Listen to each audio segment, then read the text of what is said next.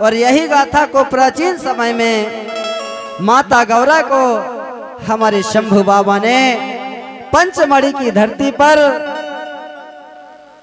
और बिठा करके यही गाथा को माता गौरादाई को सुनाया था।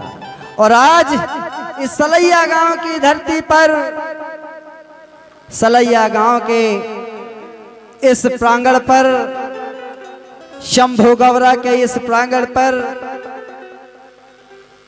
लिंगोपीठ लिंगोयासन पर बैठ करके वही गाथा को मैं आप सभी मात पे शक्तियों को बताने जा रहा हूं। सभी बड़ा ध्यान पूर्वक सुनेंगे। क्या होता है?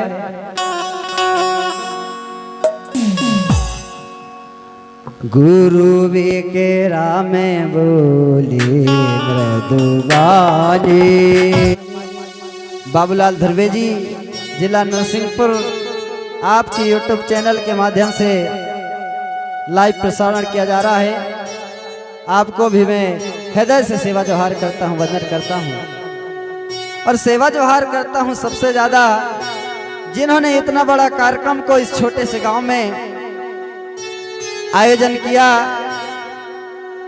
ऐसे कार्यकारिणी समिति सलैया गांव की अध्यक्ष, उपाध्यक्ष, कोषाध्यक्ष, सचिव जो भी इस कार्यक्रम को संचालित कर रहे हैं, सभी पदाधिकारियों को मैं हृदय से धन्यवाद देता हूं और सेवा जोहार करता हूं कि आपने इतना अच्छा बीड़ा उठाया है, कदम उठाया है। निश्चित ही आपके अथक प्रयास से यह समाज का उत्थान जरूर होगा। आशा रखिए, विश्वास रखिए। प्राकृतिक शक्ति फड़ापेन सभी के मिन्नत मनोकामनाएं पूर्ण करेंगे। सभी मातृ शक्तियां पुनः एक बार मुट्ठी बांध करके जयकारा लगाएंगे। जयकारा फड़ा पेनता, सजोर पेनता, कली कंकाली दाईना।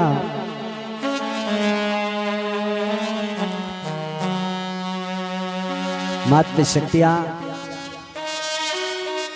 रात्रि के समय में हमारी जो गाथा चल रही थी,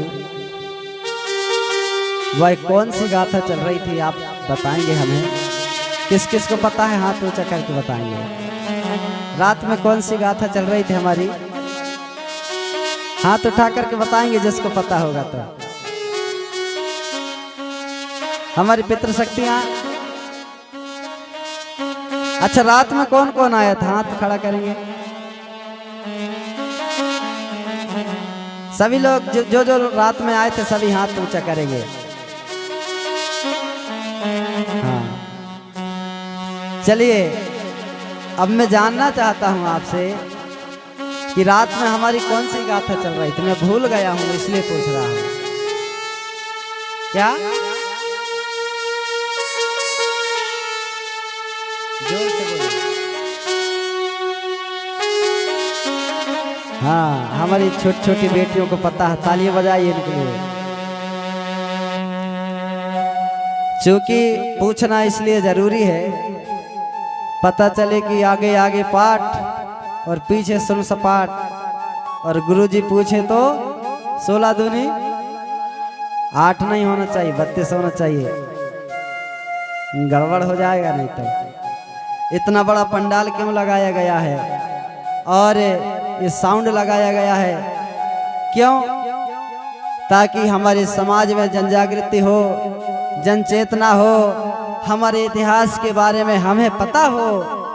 चूंकि कहा गया है जिस समाज का इतिहास नहीं होता वह नया इतिहास भी नहीं रह सकता। इसलिए मेरे सगाजन साथियों, हमारे इतिहास को हमें पढ़ना पड़ेगा, जानना पड़ेगा और लिखना भी पड़ेगा। मेरे सगाजन साथियों, ये जिम्मेदारी हम सभी की है। एक गौंडवाना समाज को उत्थान के लिए केवल मातृ शक्तियां ही क्यों, केवल पितृ शक्तियां ही क्यों, केवल युवा शक्तियां ही क्यों, इस सगा समाज के उत्थान के लिए हम सभी को कंधे से कंधे मिलाकर के चलना पड़ेगा। तब हमारा गोंडवाना साम्राज्य का सपना साकार होगा। तब गोंडी धर्म को सब लोग मानेंगे।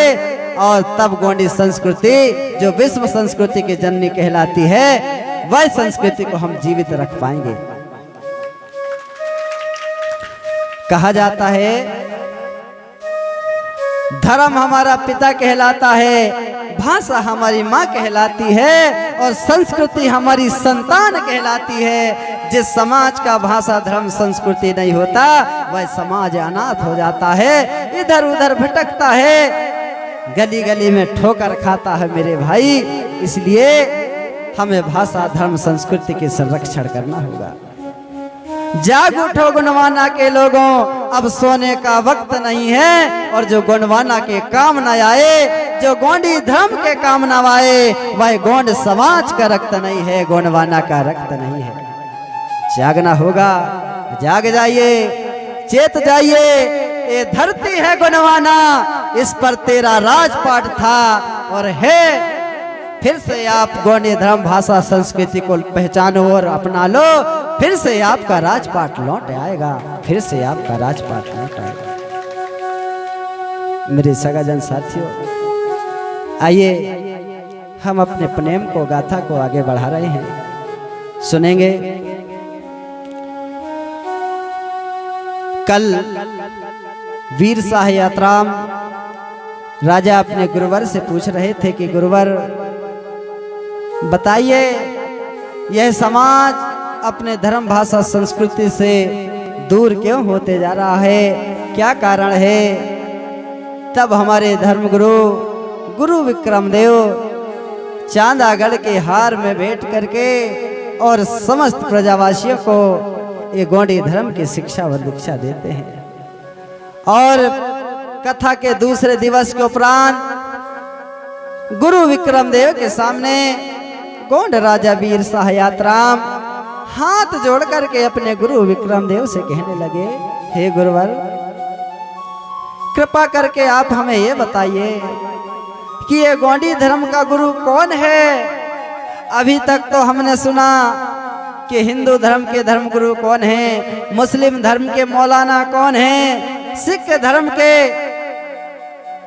धर्मगुरु कौन है, जय गुरुदेव वाले के धर्मगुरु कौन है, लेकिन हमें ये बताइए गुरुवर कि ये गोंडी धर्म के धर्मगुरु कौन है? किसने ये गोंडी धर्म के धर्मसार को बनाया, किसने ये कोयप नेम को बनाया और किसने ये गोत्र व्यवस्था को बताया? कृपा करिए गुरुदेव, हमें अपने धर्म गुरु की गाथा को विस्तार पूर्वक बताने की कृपा करें। मेरे सगाजन साथियों, उसी समय का वर्णन है, बड़े ध्यान पूर्वक सुनेंगे। कहा जाता है आग लगे संसार में अंगार की बारिश होए, आग लगे संसार में अंगार की बारिश होए, और इस गुणवाना भुइया में कौन किसी का होए, वक्त पर कोई किसी का नहीं होता। इसलिए आइए प्रकृति शक्ति बड़ा देव से लगन लगा लीजिए, यही अंत में साथ जाएगा मेरे भाई। गोंडी धर्म के धर्मगुरु पहांदी पालिकों की गाथा का बखान किया जा रहा है, सभी ध्यान पूर्वक सुनेंगे, समझेंगे।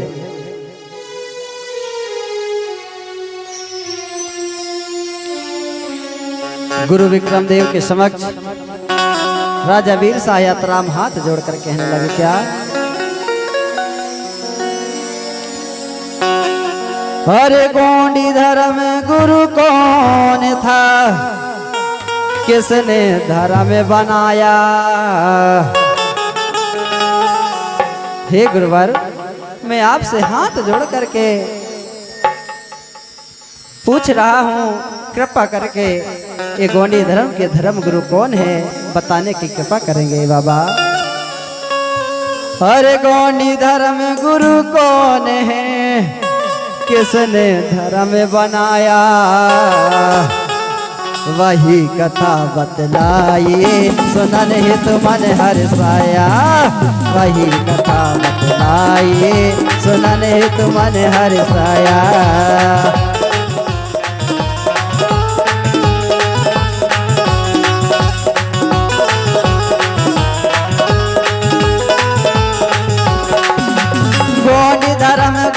कौन था, किसने धर्म बनाया।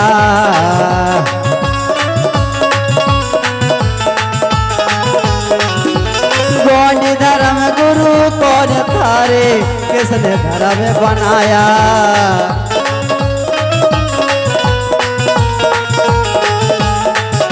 वही कथा बतलाइए, सुना नहीं तुमन हर्षाया।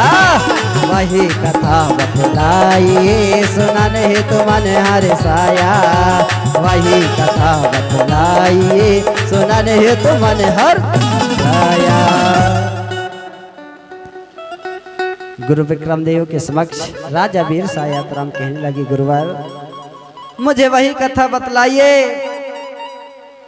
जिसने ये गोंडी धर्म को बनाया है, जिसने कोई अपनेम का बखान किया है। तब राजा वीर साय के मधुर वाणी सुनकर के और गुरु विक्रम देव कहने लगे, सगजन साथियों, चांदागढ़ हार में यही गाथा को हमारे शंभु, हमारे वीर साहे राजा आतराम जी को और उनकी समस्त प्रजा को गुरु विक्रम देव ने एक समय में इस गाथा को बतलाया था। और यही गाथा को प्राचीन समय में माता गौरा को हमारे शंभु बाबा ने पंचमढ़ी की धरती पर और बिठा करके यही गाथा को माता गौरादाई को सुनाया था। और आज इस सलैया गांव की धरती पर, सलैया गांव के इस प्रांगण पर, शंभु गौरा के इस प्रांगण पर लिंगोपीठ, लिंगोयासन पर बैठ करके वही गाथा को मैं आप सभी मात पे शक्तियों को बताने जा रहा हूं। सभी बड़ा ध्यान पूर्वक सुनेंगे। क्या होता है,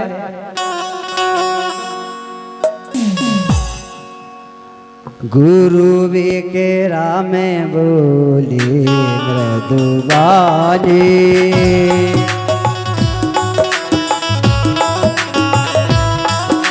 गुरु विकेरा में बोली मृदुबानी। सभी लोग तालियां बजाएंगे। गुरु विकेरा में बोले हैं वाणी, वीर साए सुनो सकल कहानी।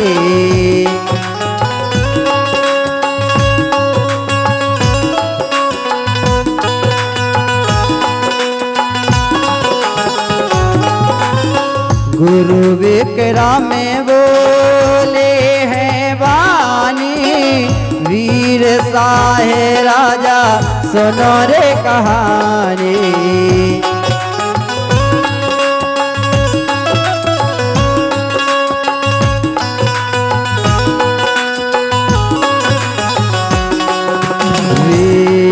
साहे सुनो सकल कहानी, वीर साहे सुनो सकल कहानी, वीर साहे सुनो सकल कहानी।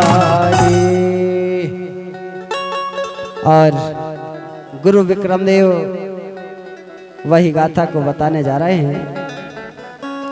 गुरु विक्रम देव राजा वीर साय के समक्ष कहने लगे, क्या प्राचीन काल की बात है, सुनो सगा दे ध्यान।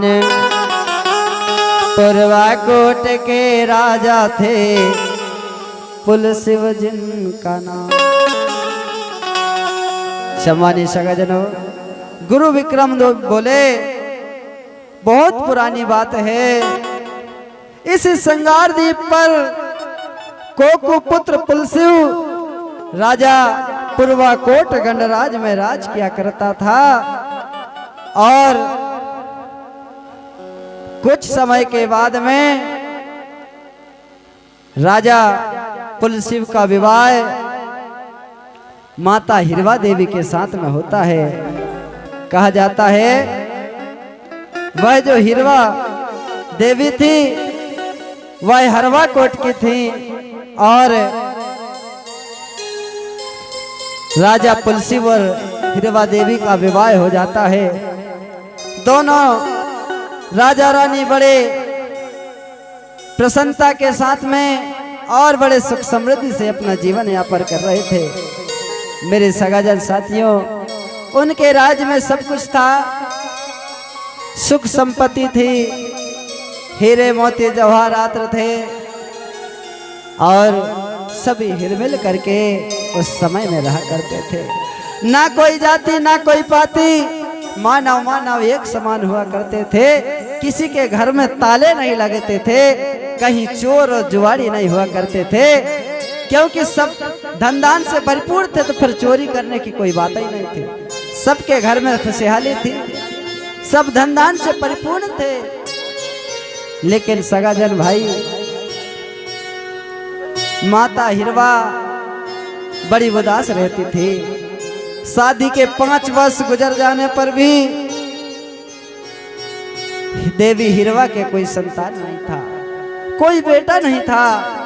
इसलिए माता हिरवा बड़ी उदास रहा करती थी और वह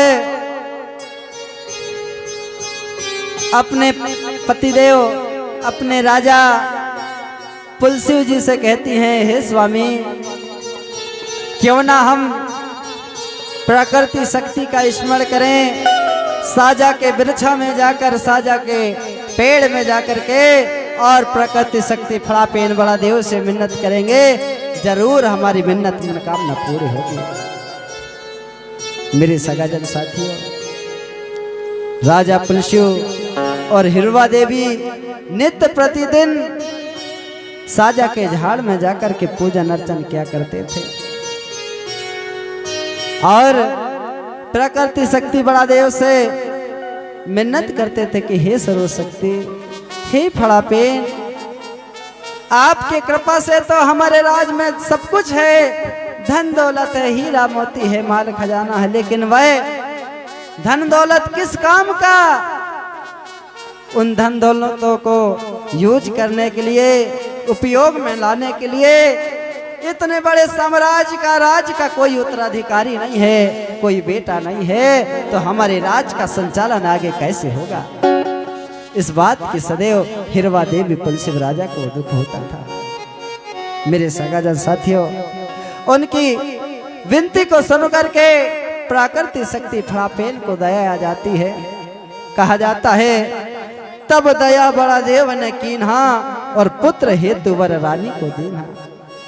तब बड़ा देव ने दया किया और प्राकृतिक शक्ति फड़ापेन की कृपा से माता हिरवा कुछ दिनों के बाद में गर्भवती हो जाती है। मेरे सगाजन साथियों,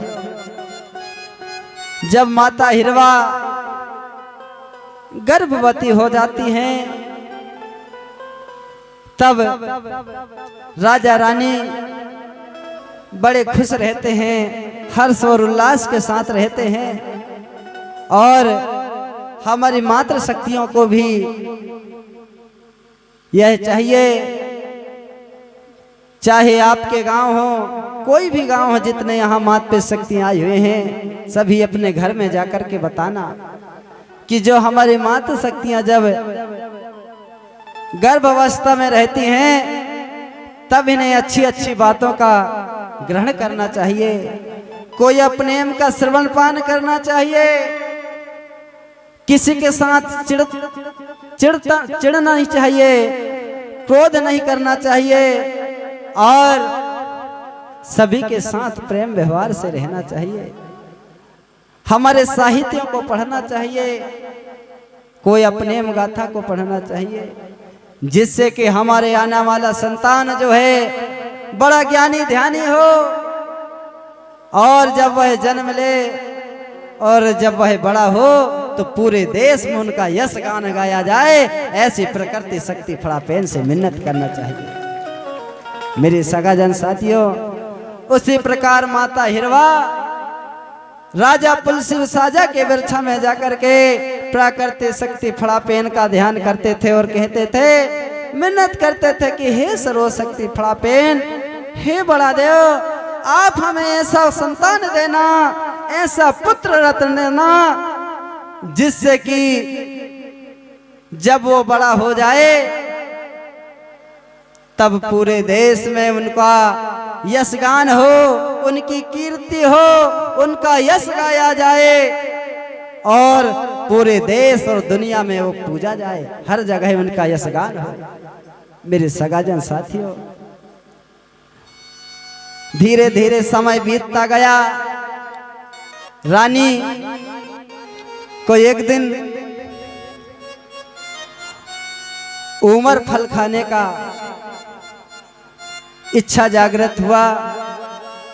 तब अपने राजा कुलशिव से कहने लगी रानी हिरवा कि राजा जी, मुझे तोया फल खाने की इच्छा हो रही है।